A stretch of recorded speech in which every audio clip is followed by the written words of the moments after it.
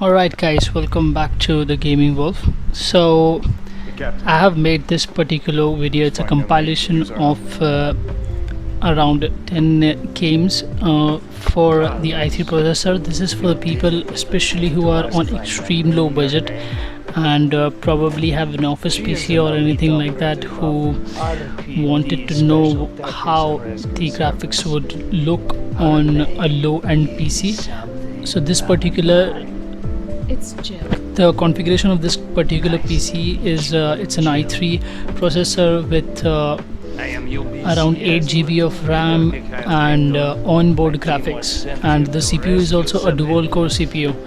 So just wanted to show you that how the graphics would look on AAA games and some of the old ones as well. So basically what you can run and what you cannot run, and if you run AAA games, how the graphics will look. As you guys can see, this one, the Resident Evil the 2, I guess this one is. So as you guys can see that the graphics are like exceptionally low. It was on low settings, but it is not that great. The FPS also that you get is very low. So in Resident Evil you are at least getting 30 FPS, but as you guys can see in this one, which is NFS Heat, the graphics is around 15, 20 FPS, sometimes even 5 FPS. So, and that is also it's like on lowest settings possible, just so that I could like record a video and show you guys that how it would actually play. And it was like burning the PC, and it was like very hot and everything and stuff like that. I guess there was a time when the PC even shut down because of the heavy load, and maybe it was overheating or something like that, just to protect it from any sort of damage. Hey, we've got company on the right. Coming up on the back. This is the Resident Evil 2 one, quite a latest game, very high graphics game. I tried it playing on the lowest settings. Unfortunately, I could play it for a little while, but after that it was lagging a lot. So definitely would not recommend anyone to play AAA games. If you have an i3 dual core, a very low end PC, it is going to be a very horrible experience. You can definitely go for like light games like FIFA 12 or something like that, or like old Resident Evils, Resident Evil 4, maybe even Resident Evil 5, but like not the latest one, the remastered versions of like Resident Evils, especially very high intense graphics games. If you see one of my video of like 1650 Super, that handles it perfectly at like high settings, but yeah, there are a lot of problems with the graphics. It's falling behind in every way. The RAM, not the RAM, but the CPU and the graphics card, both actually. As you guys can see that it's very pixelated and like very not that great graphics, to be honest. So this particular one is a Hitman 2. So this one is playable at 20 FPS. If you guys don't have a problem, like it's more like felt more like playing on a mobile or something like that. The graphics were okay, to be honest, but the FPS were very low. It was not very playable. It was like lagging a lot. Still, I managed to play at least one mission of this game, but apart from that, it was not playable at all. You put on his clothes. That's a first. Might just work though. People do tend to see uniforms, not faces. Be cautious though. Some people are more one of my most favorite game, Hitman 2. Not bad, shit. Hitman, I mean.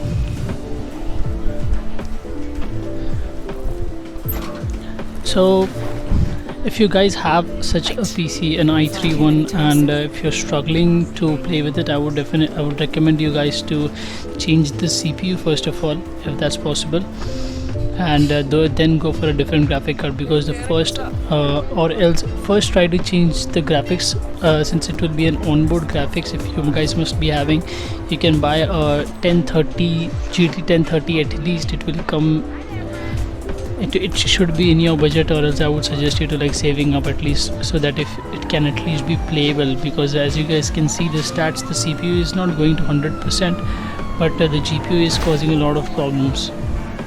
So definitely you need to you are required to upgrade the GPU and then the CPU as well, because I think that even if you upgrade just the GPU, it is going to give you some lags. I had one of my friend who also had an i3 PC, not a PC exactly, he had an i3 laptop, and he was also facing a lot of issues regarding that. So he had to upgrade to an i7, because when it comes to laptops, the processor are for different technology and they are smaller comparatively to the PC ones, and the performance is quite low. So he had to upgrade to an i7 to get better performance, a lag-free performance, that also on medium settings. And if it's 2022 or 2023 and you guys are planning to go for a different one, I would suggest you to go for a Ryzen processor, at least Ryzen 5-6 cores. It will easily handle anything you throw at it, and then of course packed with a nice GPU.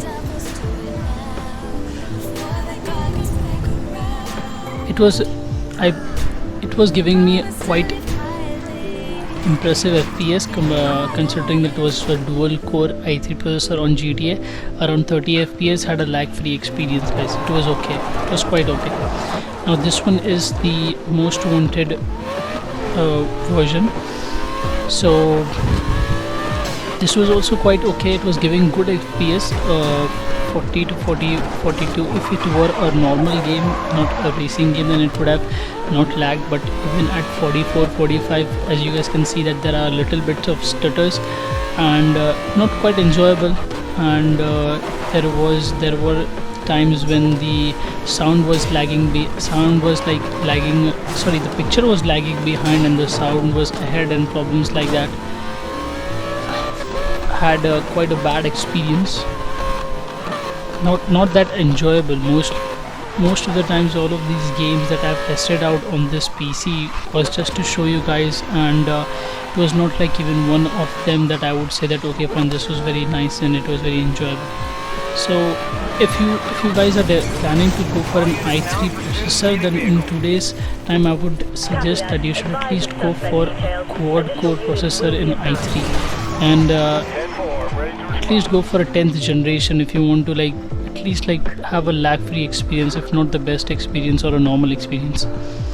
So this one is the Far Cry 3 games guys. So it's quite an old one, and I'm getting an FPS of 30, which is very low, because of course as you guys can see that there are a lot of grass, and for those who know that grass consumes a lot of graphics, so it requires high-end graphic card so that everything is saturated properly. It looks very cartoonish, this Far Cry 3 on this configuration.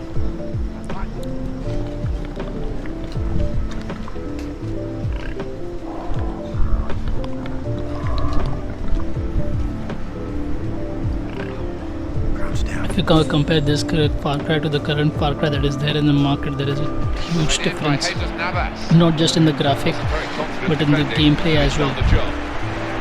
Anyways, this is FIFA. So this is something that is playable. So if you're planning to play FIFA 11 or 12 or something like that, this is the only one that is probably playable on this PC, and you wouldn't have any problems. Ran absolutely smoothly without any hindrance, without any problems, no lags, nothing like that. GPU was being used at 27%, CPU hardly 50 to 60%, and it was like playing on a normal PC. I did not feel any lag. Yeah, if I were to like go for a FIFA 19 or 20 or 21, something like that, then of course I would have experienced a lot of lag. But yeah, old games like this who are not very graphically intense, then you can easily play them. Here's the shot. Excellent block.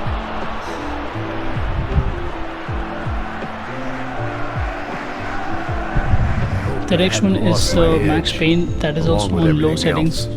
Like when I say low, it is extremely low guys. Like I have to go to the lowest setting. It's like nothing. Like no scaling, no shadows, nothing like that. And on top of that, like sometimes I even have to like play at like 720p, considering I have to.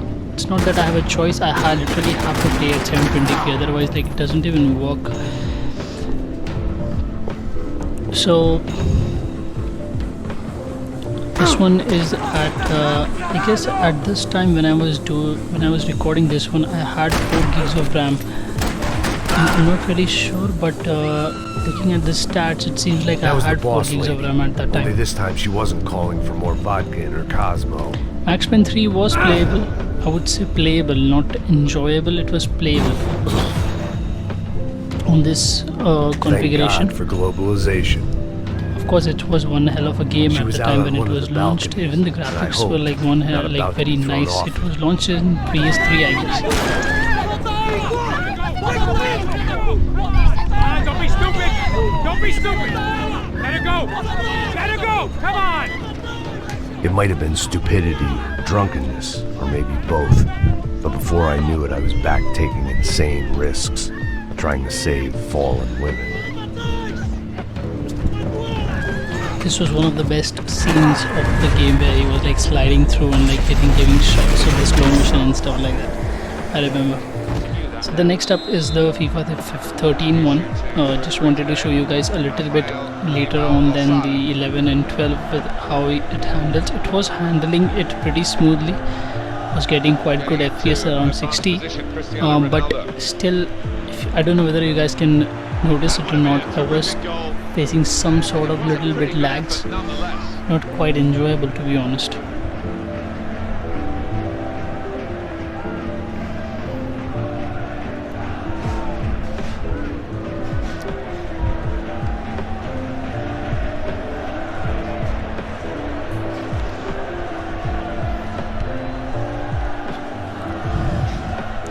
So if you guys are thinking of like buying this configuration PC and expecting to like play games on it, then please don't go for it. Buy a different one, buy a better graphic card and stuff like that, and better CPU and like at least 8 gigs of RAM. And if this video was helpful to you guys, then please leave a thumbs up, and thank you so much for watching.